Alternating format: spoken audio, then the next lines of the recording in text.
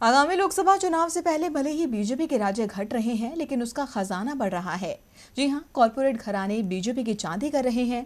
एक रिपोर्ट के मुताबिक साल 2017-18 में बीजेपी ने विपक्षी दलों से ज्यादा कमाई की। यहां तक कि कॉर्पोरेट घरानों ने बीजेपी के लिए इतनी धन की वर्षा की है कि उसका चंदा विपक्षियों से कई गुना ज्यादा है। तो किस पार्टी को मिला कितना चंदा, बीजेपी कैसे हुई मालामाल, देखिए इस रिपोर्ट में।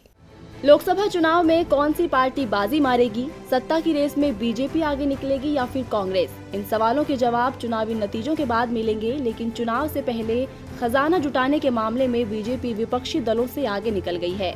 जी हां, देश के प्रमुख गैर सरकारी निर्वाचन think tank association of democratic reforms यानी ADR की रिपोर्ट के मुताबिक बीजेपी को 2,977 चंदों से 437 करोड़ 4 लाख रुपए मिले, जो कांग्रेस समेत दूसरे राष्ट्रीय राजनीतिक दलों NCP, CPI, CPM और तृणमूल कांग्रेस को मिले चंदे की संयुक्त रकम से कई गुना ज्यादा है।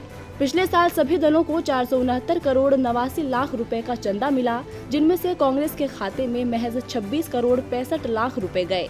ADR की रिपोर्ट में बताया गया है कि बीजेपी और कांग्रेस को मिले चंदे का ज्यादा हिस्सा प्रूडेंट इलेक्टोरल ट्रस्ट नाम के संगठन की तरफ से दिया गया। इस संगठन के पीछे देश के कई बड़े कॉरपोरेट घराने हैं, जिनमें रियल एस्टेट और टेलीकॉम सेक्टर के दिग्गज भी शामिल है। इस संगठन की तरफ से बीजेपी और कांग्रेस दोनों को कुल 164 करोड़ 30 लाख रुपए का चंदा दिया गया। इस चंदे में से बीजेपी के हिस्से में 154 करोड़ 30 लाख रुपए गए। ADR की रिपोर्ट में जहां बीजेपी मालामाल हो रही है, तो वहीं BSP पर कोई मेहरबान नहीं है।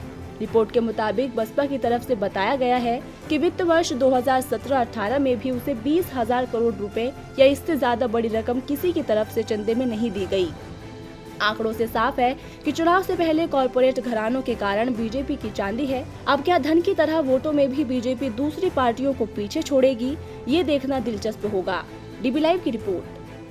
हमारे चैनल से जुड़े रहने के लिए YouTube पर टाइप करें DB लाइव, सब्सक्राइब बटन को क्लिक करें और बेल आइकन को दबाना न भूलें, ताकि खबरें आप तक पहुंचती रहें। देखते रहिए DB लाइव, क्योंकि यहाँ हैं खबरें लगातार।